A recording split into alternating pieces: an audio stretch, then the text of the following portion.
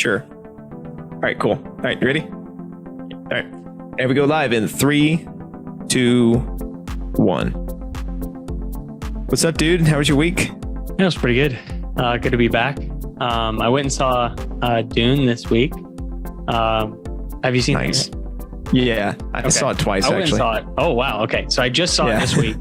I had heard it was one of those movies where you want to see it in a theater. And it was totally right. Like, I'm glad we went to see it because it's one of the best looking movies that I think I've ever seen. Mm-hmm. Like, it's just gorgeous. It's a great movie. Yeah. I made the mistake of we have HBO for a little while. And I just saw it on there. I'm like, oh yeah, Dune. I've been wanting to see that forever. And so we just sat down. We just watched it one night, and I'm like, this looks great. And then I told my father-in-law about it. He was like an old school Dune fan, the old '80s movie, and he's like, dude, don't tell me anything about it. I'm like, well, you go watch it right now. It's on HBO. And he goes, I'm not doing that. It's like, I'm waiting until I go to the theater to see that. And he'd asked us to go with him. I was like, okay, I'll go back. And it was a whole different experience. It was like I watched a different movie, even though it was the same movie. Right. So 100% IMAX, go see that movie. It is amazing. Yeah, it was really good. And one thing I will say that I did wrong is like, I didn't look up a lot about it beforehand. I just wanted to be fresh, like just into it. So I didn't realize it was a part one. So once we like sit down and like the opening credits come up as like Dune part one, I was like, oh. And then my wife said she didn't see that. So like halfway through the movie, she was like, how are they going to resolve all of this conflict? Like all the things going on, like we're running out of time. And then it just kind of like, transitions out, at end of the first part. And she was like, oh, that was it. So it was like one of those things, like in the moment we were kind of like, oh, that was it. But it's like, as we thought about the movie, we're like, okay, it was really good. So we'll probably like want to go back and see it again. And it has, it's not a linear movie plot, like, development.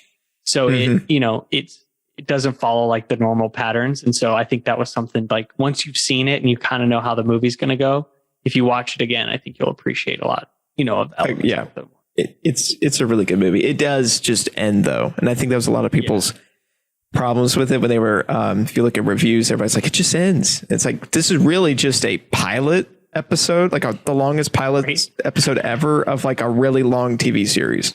Right. Like, this is what's probably going to be.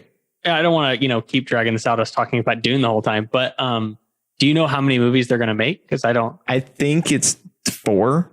Okay. I think it's going to be a part 1, part 2, and then I guess 2 parts of a part 3. I don't know if they're going to do it like that or just do part 1, part 2, part 3.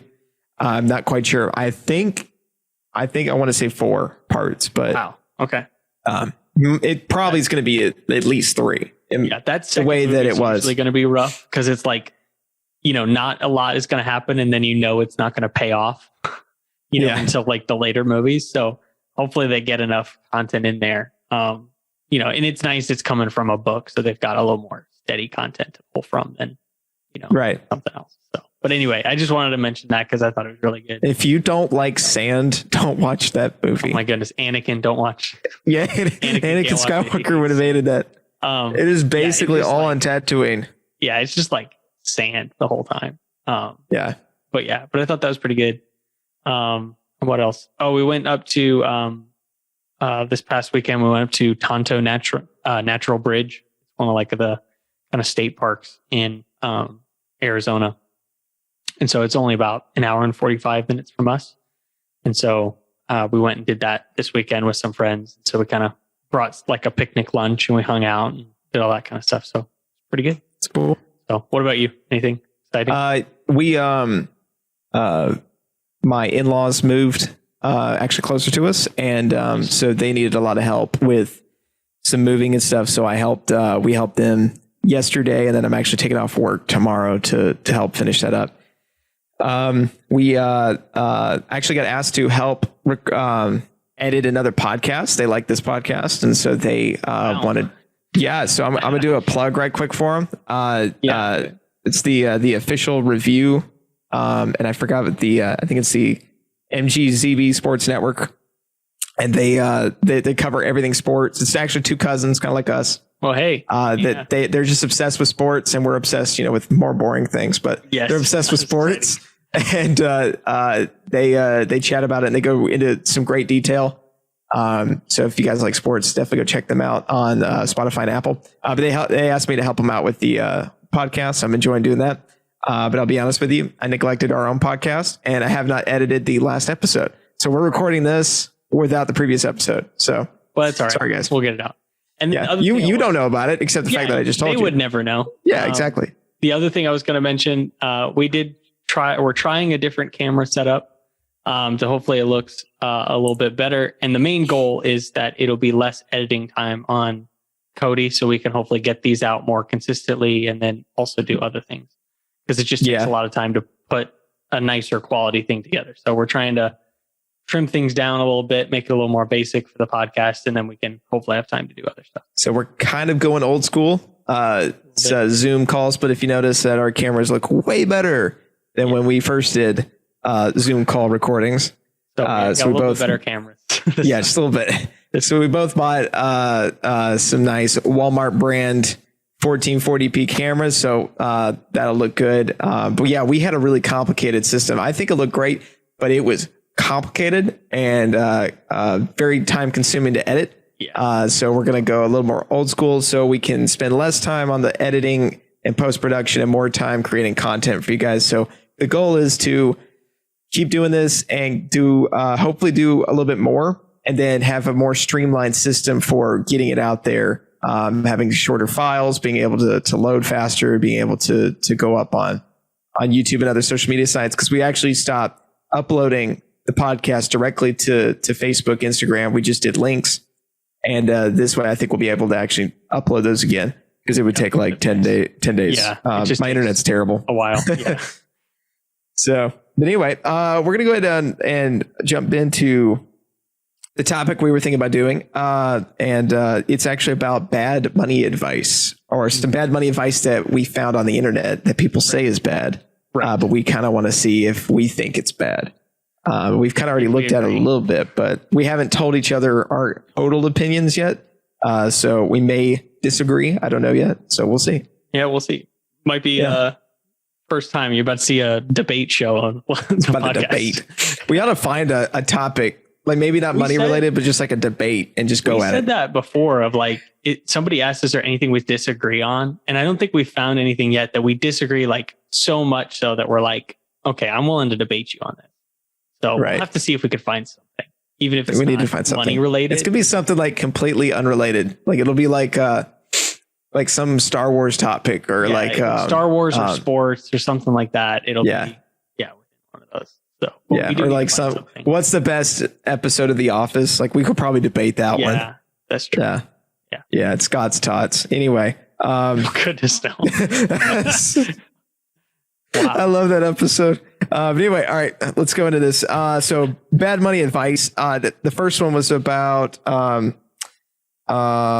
S Corp. That's my note on there. So you're the one that had that one. So you let me know what that one was. That's the one I found. And it's basically like, I don't know if it's like bad money advice, but I see it a lot of like people who think they understand taxes and that apparently like if you have a company, you don't have to pay taxes. That's pretty much always their argument, but they don't like, do the things that help companies not have to pay taxes. But they just like, as long as you have, for them, it was like, if you start an S Corp that you fully, own, and then basically they're saying that you slowly move all your possessions over to the S Corp. So everything you own, like down to your furniture, like everything goes into the S Corp. And then basically all your money flows through that. And then nobody understands what writing something off is. And so they always assume that's a magical word that you can say is like, oh, I wrote that off and now you don't have to pay for it. Right. So yeah, that's a common misconception. That's actually something I've had to work with and deal with because I've helped a lot of small businesses, some startups and stuff. And so I'm not an accountant, but I have had to help with the accounting department and advice in the finances of it. And one thing that was common was things like write-offs, especially when it was a business that was owned specifically by one person or a couple or a small group of people. They would say, okay, this will be a write-off. Now, what that means is you are spending company dollars to accomplish whatever it is that you are wanting. You can do that, but there are some stipulations to it. And you should reach out to a CPA to decide if that is, in fact, a business expense. Mm-hmm. But in this case, people would just swipe the card. And this happens all the time, by the way. And then at the end of the year, every April, the CPA goes, yeah, you can't count that. And then it counts as their income, and it just sucks. But you start swiping. It's like, yeah, it's company expense. No big deal. What it's happening is you're using money from the company to pay for that. Therefore, does not where that money would have been something that you would have used from your income. So, for example, let's say that you were supposed to get $1,000 that week on your salary, and then you bought a TV that was $500. Well, after taxes, it's probably going to look more like $700. Mm-hmm. And then you buy that TV, now you're like $200. Well, you had to pay taxes on that. So instead, you say, well, then I'm going to let my business pay for it, and that's not going to affect my taxes. I'm not going to have to pay, the taxes on that. And so, and you can help me if you have a better analogy on this. It's just me trying to figure this out. So with that's fine. It's in some cases you can do that. Like, for example, a corporate lunch. Let's say you took everybody out to lunch. And we do this in our business. If I actually take employees out to lunch, we talk about business, we'll use the business card, and that's a business expense. But you can't do that for every lunch. You can't do that for, every expense. And so what some people say, that it's like, yeah, I'll just swipe my card. And some people can get away with it, but it is a headache if you get audited, and the IRS will get their money. Yeah. So IRS, don't mess around. Exactly. And depending on if you do like an LLC, they could, let's say you get audited, they may say like, oh, okay, then this does not count. Like your CPA may say this is not a business expense. This is personal. It's going to write it off in part of your draws. Mm-hmm. And therefore you're going to be taxed on whatever that draw was. And then if you are an S Corp or a C Corp, which is a typical corporation, then there is a corporate tax. And so if you just leave that money in there and then there's profit, you're still going to have taxes. And so you may say, well, I'm just going to swipe the business card. It's going to not be affecting me personally. Well, if you own that company, it might, and so I see what they're saying. And there are some instances where large, like businessmen will use, LLCs for their holdings, like real estate or expensive investments, or even I've seen like collectibles and, vehicles. I've seen that before.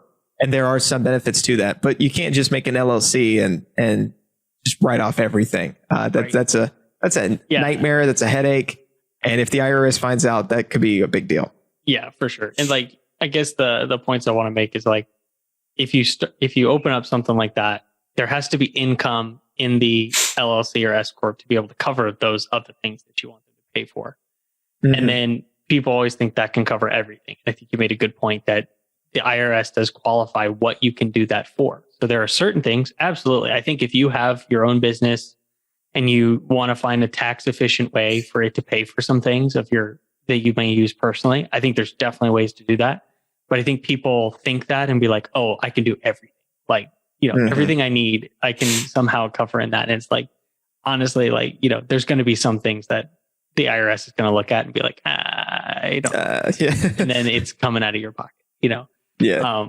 So I just always think like I think there are practical ways to make that work, but I think we use that or I've seen people use it as a blanket statement of like, oh, suddenly everything is fixed as long as you do that. And it's like, okay, there's still some other stuff you got to do.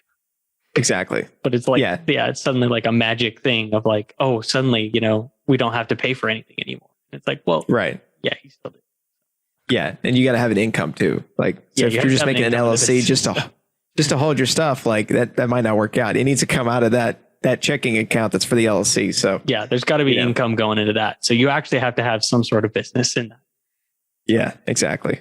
So the second one was set it and forget it when it comes to your 401k.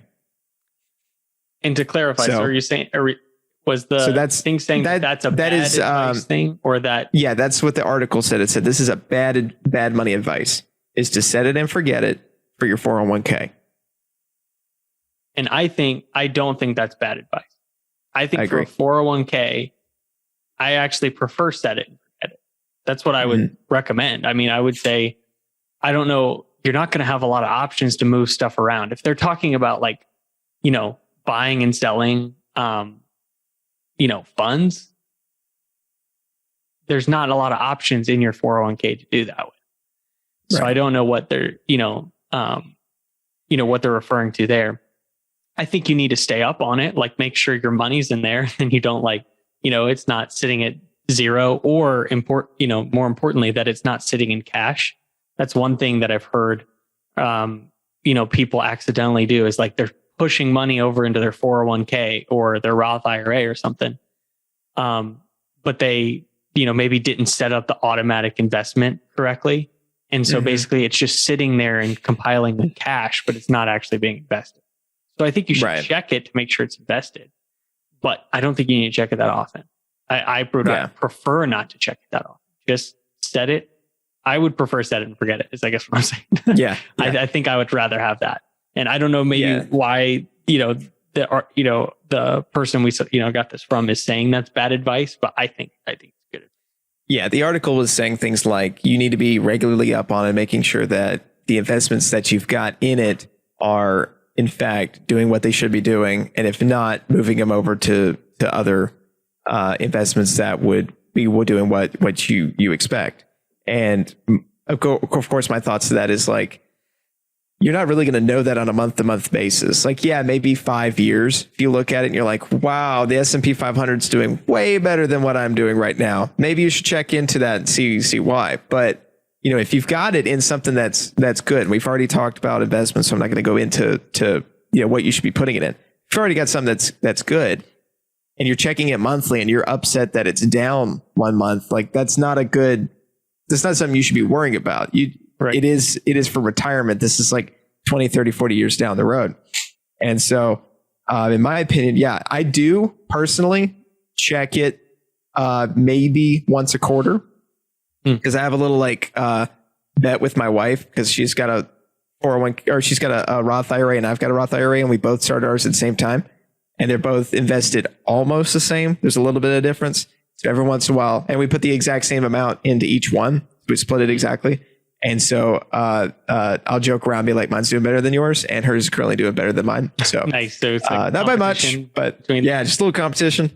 That's funny. So currently she's winning, but I was winning for a while. So anyway, but with that being said, I do check every month to make sure that my money came from my bank account and went into the Roth IRA, and then I do check, and then I have a financial advisor that checks and sees if there's any issues. So it is kind of like a forget it. We're not saying forget it completely, but we're saying don't worry about the investments and stuff like that. If you've already put it into something good, you don't need to be touching it. You don't need to be selling it. You don't need to be moving it into other things.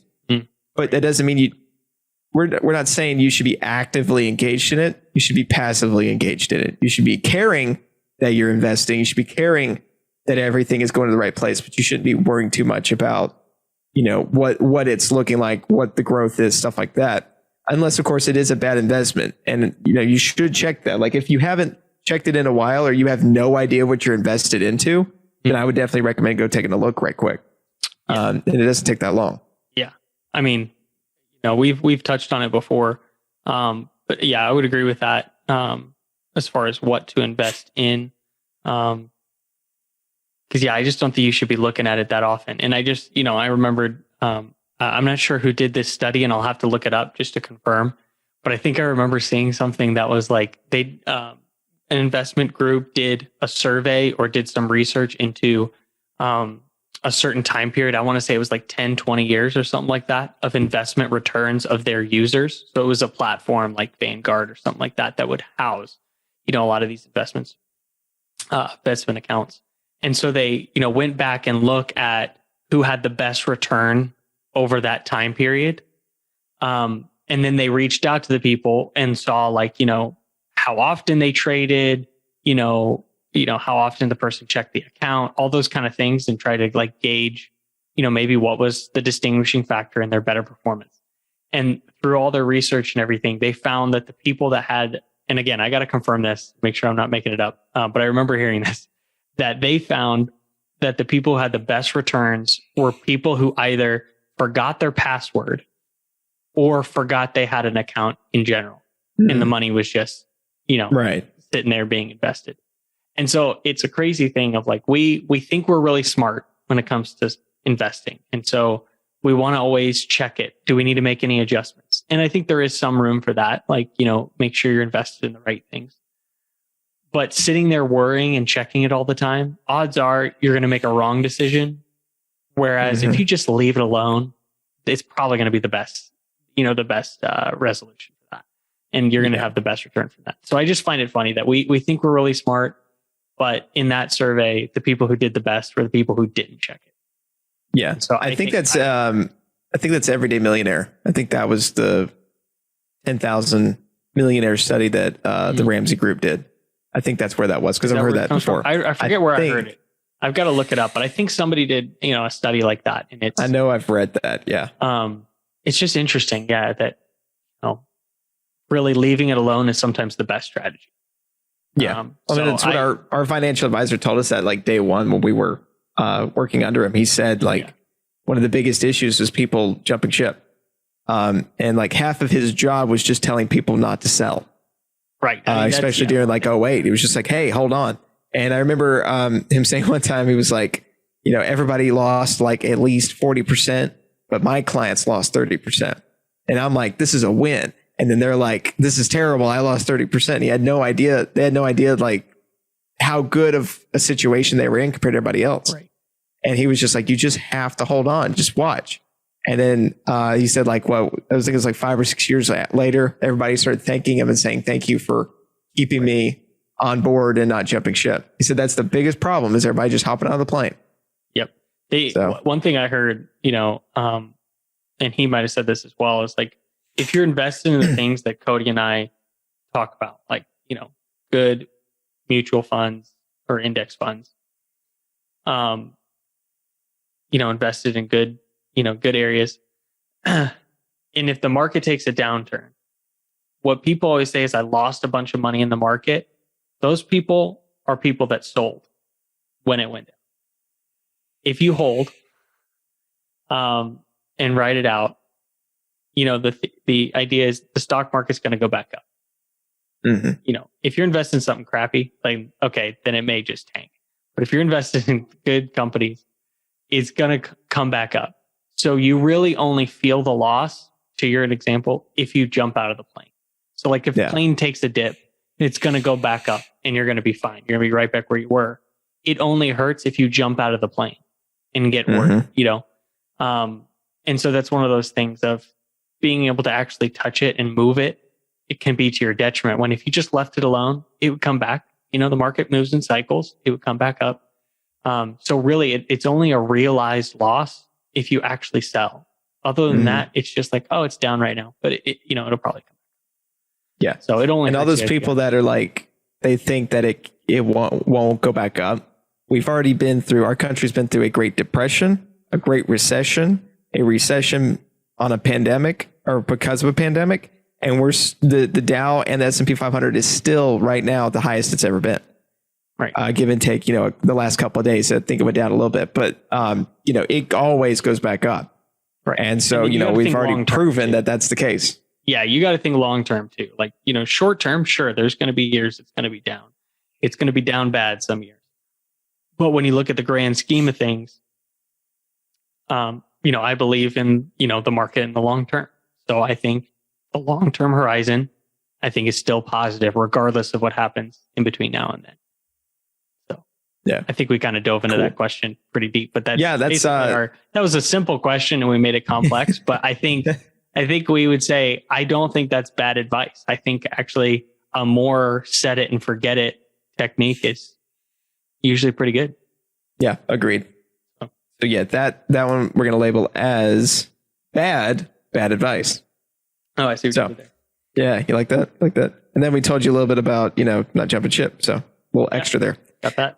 Okay. Number 3. This one we might disagree on. I know some people it's going to disagree on.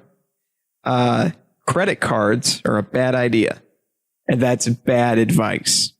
What's your thoughts on that? So they're saying bad thing to say that credit cards are bad. Yeah. This is really confusing the way these are written. I got it.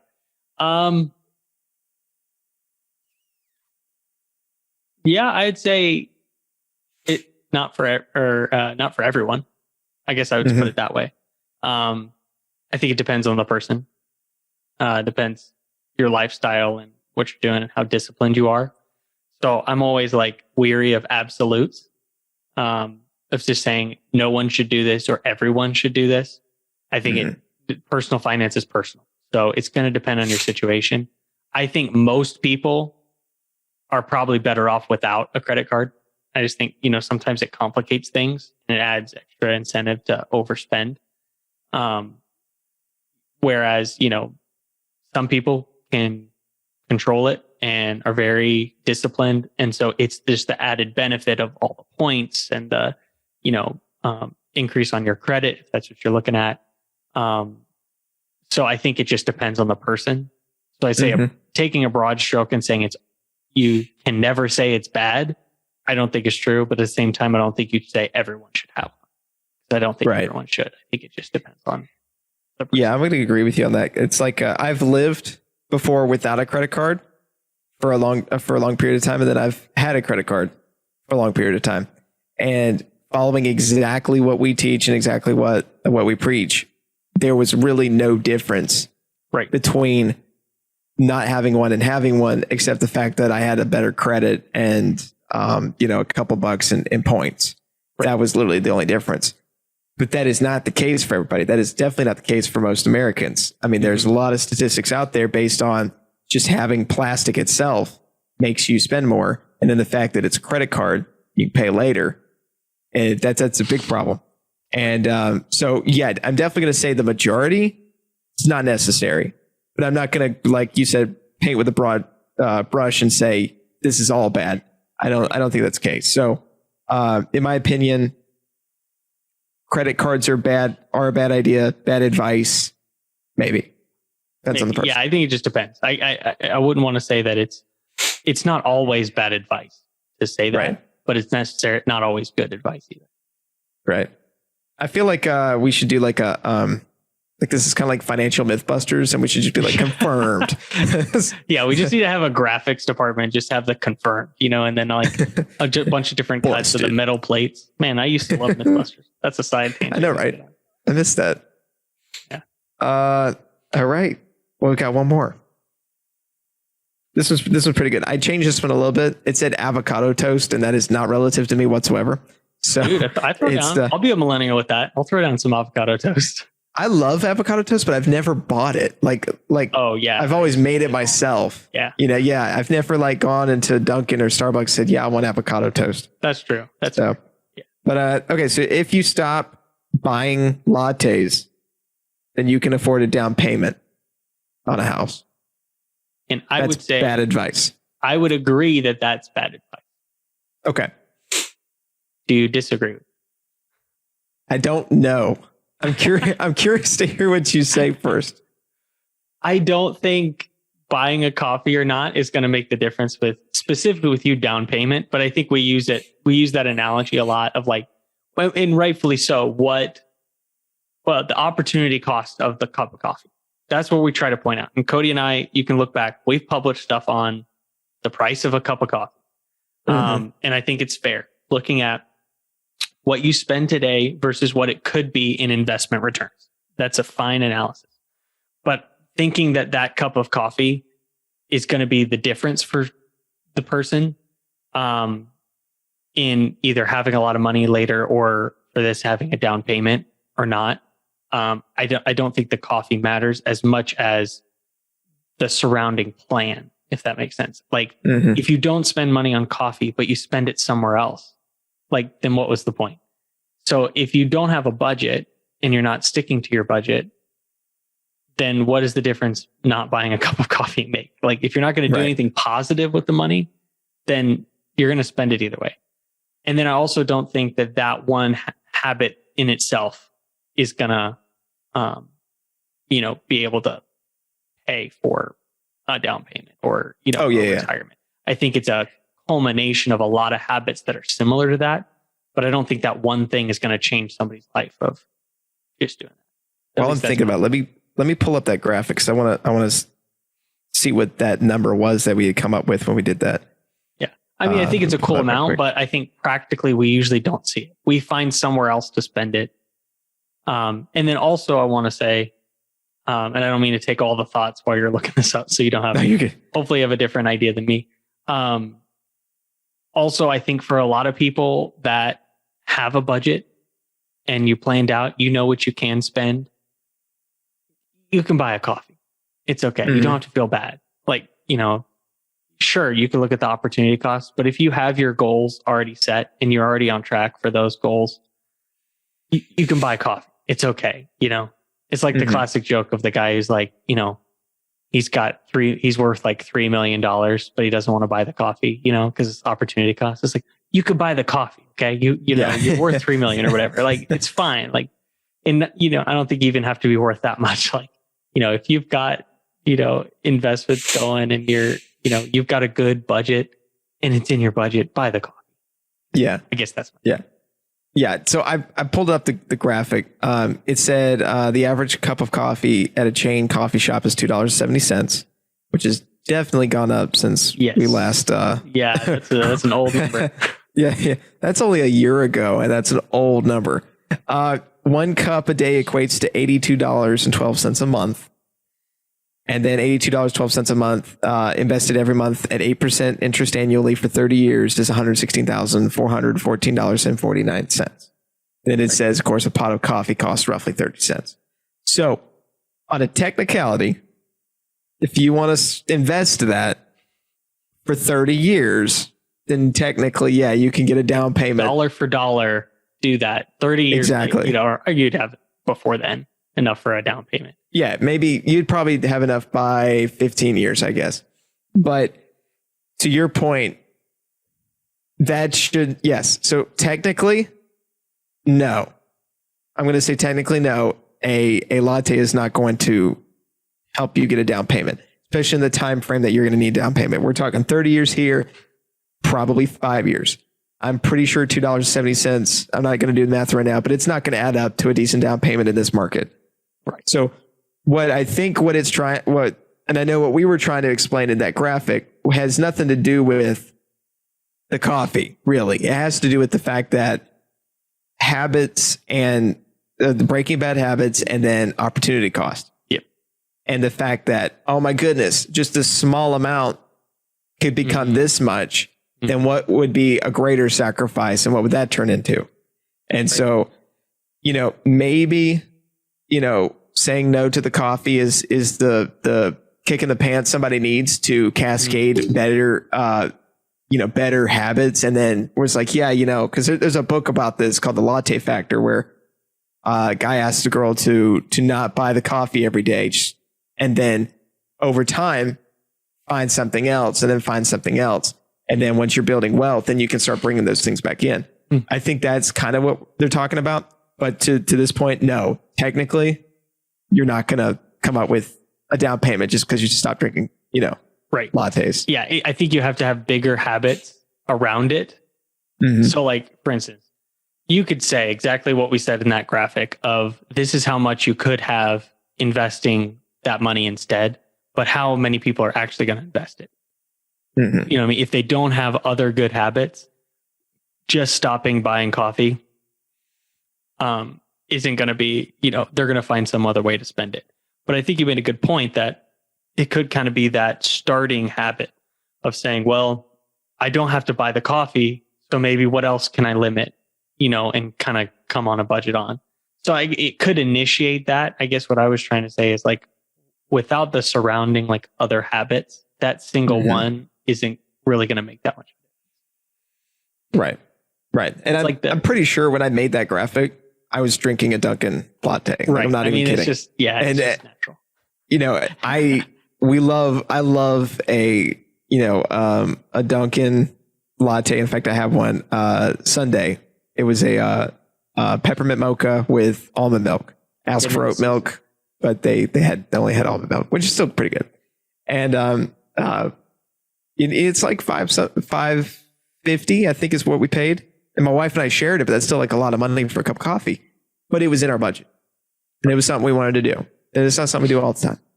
And even if it was something you did all the time, like let's just say you drank coffee every day and you bought lunch every day, but you still had margin and you still were investing and you still had wealth built and you were being able to pay off everything and you didn't have debt and everything was looking great for you, then there's no problem with drinking that, right? There's no problem with that. And in most people, if they do a little bit of budgeting,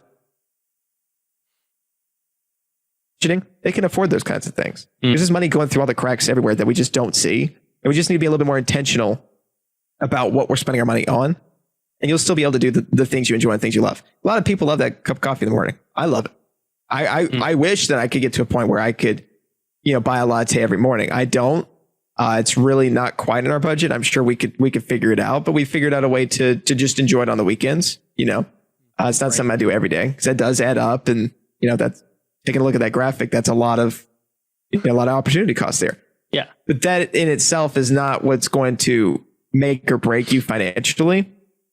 But I do think that it can help jumpstart something, but it depends on the person, right? Mm-hmm. Somebody's like, well, I stopped drinking coffee and I'm still poor. Like that, that's not, right. That's not what we're trying to preach here. That's not the thing. Yeah. Yeah. It's more than that. But if it was like, I stopped drinking lattes, it's almost like, just stopping one bad habit and it just cascades. It's like, I stopped drinking lattes. It's like, what other money can I find? I started packing lunches at home. What else can I find? Well, I stopped driving around so much. I was more intentional about where I was going, spent less on gas. Well, what else could I find? I looked around and I found some savings on car insurance. And you just keep doing stuff like that. And you're like, wow, now I found some margin. And so that's more the important stuff.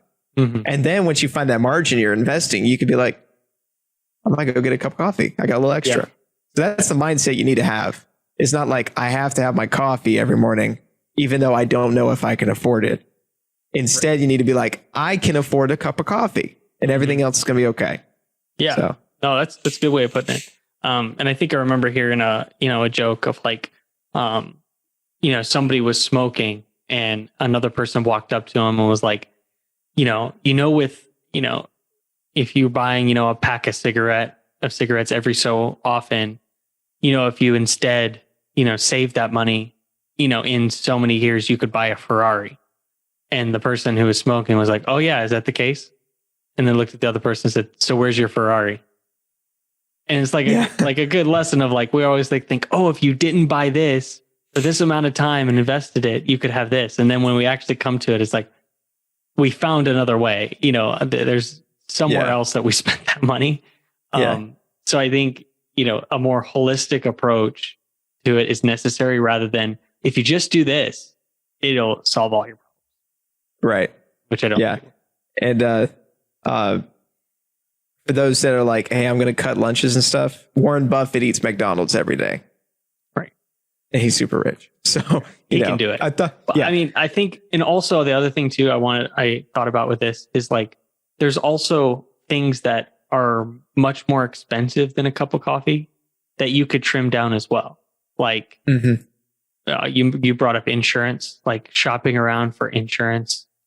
Out to eat is, for me, it's just like a big killer of budgets. And I think we talk about coffee and stuff. And that's the one that gets brought up, but like eating out is so much more expensive than a meal in.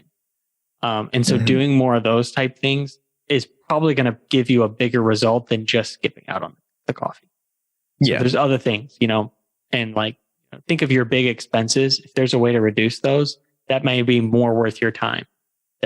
Right. And depending on your goals, that could be temporary too. Like you don't have to shut down and that's just your life from now on. I mean, the goal, like what's the whole point of what we do? It's that way we can do what we want. It's just we're not doing what we want right now, so we can do what we want later. Yeah. Not doing everything we want now. Exactly. We do still do some of the stuff. Exactly. Some of the things you still want to do. But yeah. So those are really good bad money habits that we found. I'm gonna be keep looking for those. We might make a Mythbusters episode. Yeah, kind of like a myth. It's like, is this a good money habit? Is this not? So we'll be taking a look at a couple more of those. But I think we're gonna go ahead and wrap it up. Man, time flies. Like 41 minutes. Get talking. So yeah, if when we actually talk like before the podcast, and then once we stop, we're going to talk after. It ends up being like a 3 or 4 hour thing for us. Yeah, it's a whole night. One of these days, we should just record and then just let everybody get the whole experience of the prep and then the aftermath. Just us talking and catching up, and then the after talk of just everything random going through our brain. Yeah, or like judging how bad we did on the podcast. Exactly. Yes. Exactly. So, all right, guys. Well, we're going to go ahead and wrap it up. If you guys want more, you visit our website and click all our links and like everything, subscribe, help us get the word out. We got lots of content out there now. If this is your first time listening to us, go check out some of the great stuff we put up. And if you guys have a question, go on our website, www.willandcody.com. We got a little contact us page. Just ask us a question. We'd love to answer it on the podcast. And but yeah, guys, we will see you next week. See you guys.